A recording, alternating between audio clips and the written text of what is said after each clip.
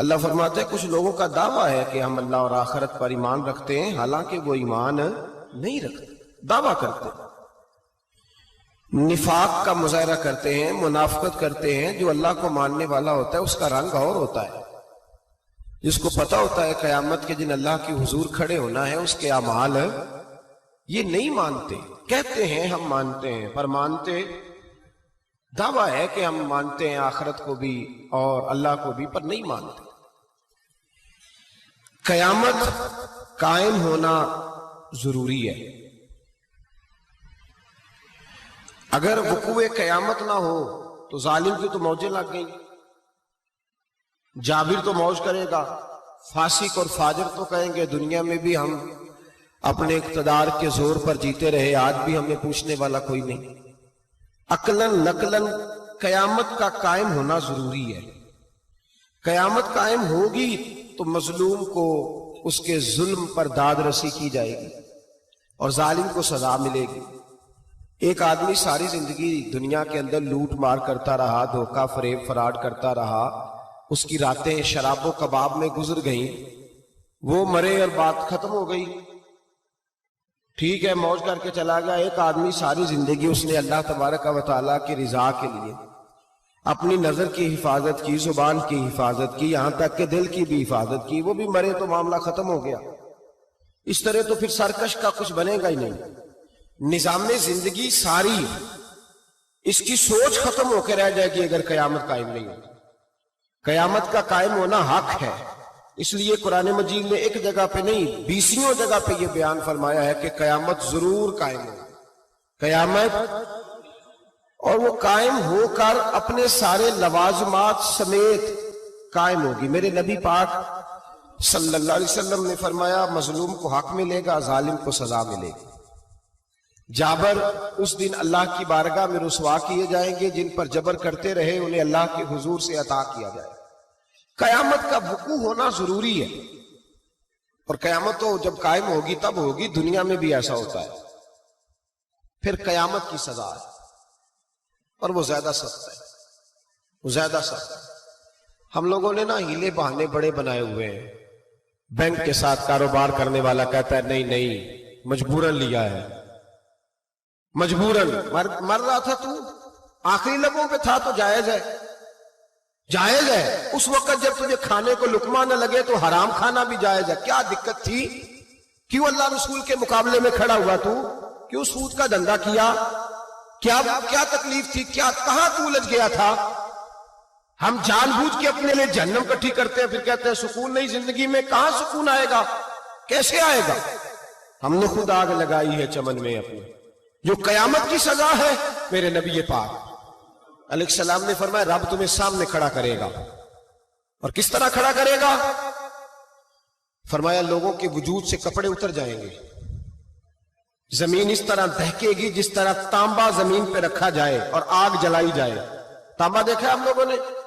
یہ بھی گرمی گزری ہے نا، تو فرش پر جب سورج پڑتا تھا تو ننگے پاؤں چلا نہیں جاتا تھا، صحیح کہہ رہا ہوں؟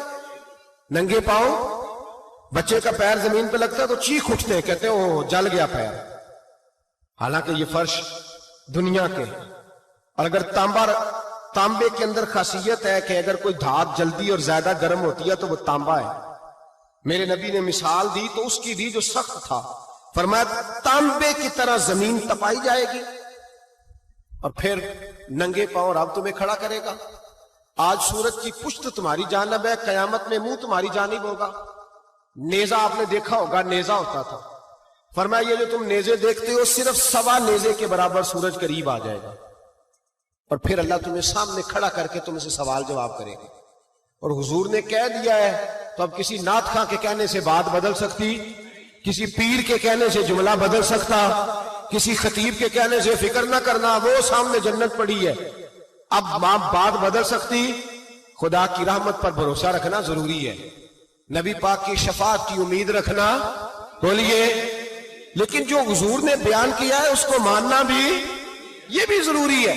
میرے نبی پاک نے فرمایا اللہ تم سے حساب لے گا اور اللہ پوچھے گا، تم نے جواب دینا ہے۔ حضور کس کس شے کا؟ فرمایا جو پہنتے ہو اس کا جواب نہیں دینا، جو کھاتے ہو اس کا جواب نہیں دینا، جو اللہ کے راستے میں دیتے اس کا جواب، باقی ہر شے کا جواب دینا ہے. ادھر جو پلاٹ ہے اس کا بھی جواب دینا ہے، اور جو وہ جو بچوں کو پیسے بتائے ان کا بھی جواب دینا ہے، جو چھپائے ہیں ان کا بھی. ثم لتسألن یومئذ عن النعیم، جو کمیٹی اپنے محلے میں ڈالی ہے اس کا بھی جواب دینا ہے، جو سسرال کے علاقے میں ابا جی سے چوری ڈالی ہوئی ہے اس کا جواب بھی، سب کا جواب دینا ہے، تمام حساب کتاب. اور اللہ فرماتے ہیں میں سامنے کھڑا کر کے ہر سوال کا تجھ سے جواب. کسی نے حضرت ابو ہریرہ سے کہا کہ کوئی ایسی حدیث سناؤ جو آپ کو بھی بڑی محبوب ہو. حضرت ابو ہریرہ نے چیخ ماری، رونے لگے اور بے ہوش ہو گئے. پھر ہلایا، پانی پلایا، اٹھے، کہا حضور بات کی تھی، حدیث سنائے. پھر رونے لگے.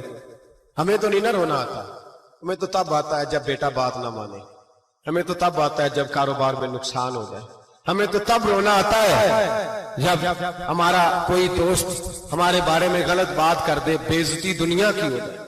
حضرت ابو ہریرہ 3 دفعہ ہوش آیا، 3 دفعہ روئے اور کہنے لگے عزیزو یہ وہ والی حدیث ہے کہ میں سوچتا بھی ہوں تو میں تڑپ اٹھتا ہوں. کہا کون سی حدیث؟ تو حضرت ابو ہریرہ کہنے لگے میں نے نبی پاک سے سنا ہے قیامت میں سب سے پہلے علماء کا حساب ہوگا، سب سے پہلے علماء کا. رب کریم فرمائے گا تمہاری دین کے نام پر بڑی موجیں تھیں، تمہارے بڑے پوسٹر چھپتے تھے، لائنیں بنا کے لوگ تمہارے ہاتھ چومتے تھے، لوگ تمہاری گڑی کو بھی چومنا اپنے لیے سعادت سمجھتے تھے. بتاؤ میرے رسول کے نام پر کھانے والوں کیا کر کے آئے ہو؟ عمل بتاؤ، عمل. موج بڑی کی نا تم نے، بتاؤ عمل. علماء عالم عرض کرے گا اے اللہ میں جگہ جگہ تیرے رسول کے دین کی بات کرتا تھا، میں قرآن کے درس دیتا تھا، میں راتیں بیدار رہ کے تیاریاں کرتا تھا، میں جو بن سکا کیا. رب فرمائے گا نہیں، تو نے تو اس لیے کیا تھا کہ لوگ تجھے پیر صاحب کہیں، مولانا صاحب کہیں، تیرے نعرے لگائیں، تو لگے نہیں پھر تیرے نعرے؟ پھر لوگوں نے لمبے لمبے القابات پکارے نہیں تیرے؟ حضور سید عالم علیہ السلام فرماتے ہیں پہلا حساب اس کا لے گا جو عالم کہلاتا تھا. رب پوچھے گا تجھے طاقت دی، ہمت دی، بولنے کی صلاحیت دی، اپنے فضل سے دی، بتا کیا کما کے آیا. حضرت ابو ہریرہ روتے ہیں، کہتے ہیں میں بھی تو حدیثیں سناتا ہوں، میں بھی تو عالم ہوں، میرے پیچھے بھی تو لوگ بھاگتے ہیں. لوگوں بتاؤ اگر اللہ نے ابو ہریرہ سے پوچھا تو کیا جواب دے گا؟ اللہ فرمائے گا علماء کے لیے بخاری مسلم ہے، انہیں اٹھاؤ اور جہنم میں ڈال دو. امام غزالی فرماتے ہیں اگر کسی عالم کو سزا ملی تو سخت سے سخت عالم کو ملے گی. دعا فرمائے اللہ میرے جیسے لوگوں کو ہدایت کا رستہ عطا فرمائے، اور جو کہتے ہیں سمجھتے ہیں اللہ اس پر عمل کی توفیق عطا فرمائے. فرمایا حضرت ابو ہریرہ نے دوسرے نمبر پر سخی اللہ کی بارگاہ میں کھڑا کیا جائے، مالدار. رب فرمائے گا بول کچھ ایسے بھی تھے جن کے پاس شام کی روٹی نہیں تھی، تجھے میں نے تیری تجوری بھر کے تجھے دولت عطا کی، تجھے وراثت میں نے مربے دیے، جائیدادیں دی. بتا وہ کچھ وہ تھے سویرے مزدوری کرنے جاتے تھے، کما کے لاتے تھے، ہزاروں روپیہ تیری بینک میں پڑا تھا، بتا کیا کیا تو نے؟ اے اللہ میں نے مسجد میں دیے، مدرسے میں دیے، 30 دن افطاریاں پکاتا رہا. اللہ فرمائے گا تو جھوٹ بولتا ہے، تو سارا کچھ اس لیے کرتا تھا کہ لوگ تجھے سخی کہے. ہاں ہاں تیرا اعلان ہوا مسجد میں، لوگوں نے کہا وہ دیکھو کتنے پیسے دے رہا ہے، اس کا وہ دیکھو نام لکھا ہوا ہے ہسپتال کے ایک کونے میں کہ یہ والا بلاک فلاں سیٹھ صاحب نے بنایا، یہ دیکھو لکھا ہوا ہے کہ یہ کمرہ مدرسے کا اس نے بنایا، تو لکھ دیا گیا، نعرے لگ گئے، اب جا دوڑ جا. اللہ جہنم میں پھینک دے گا. فرمایا پھر شہید کھڑا کیا جائے گا. ہاں بھئی تجھے طاقت دی، ہمت دی، بتا کہاں خرچ کی، کہاں؟ اے اللہ شہید ہی ہو گیا. فرمایا وہ تو اس لیے ہوا تھا کہ لوگ تجھے شہید کہیں. बहादुर कहें, तेरे नाम पे रोड का नाम रखा जाए, तमगाए हुस्ने कारकर्दगी मिले सो मिल गया। मेरे लिए बता क्या करके आया है मेरे लिए, इसे उठाओ और जहन्नम में फेंक दो। भाइयों, अजाब कड़ा है, अजाब सख्त है, हिसाब सख्त है, और जो हिसाब लेने वाला है उसको, मैं ना तरावी हो रही थी तो कारी साहब ने एक सूरह यासीन शुरू की, वमताजुल यौमा अय्युहल मुजरिम।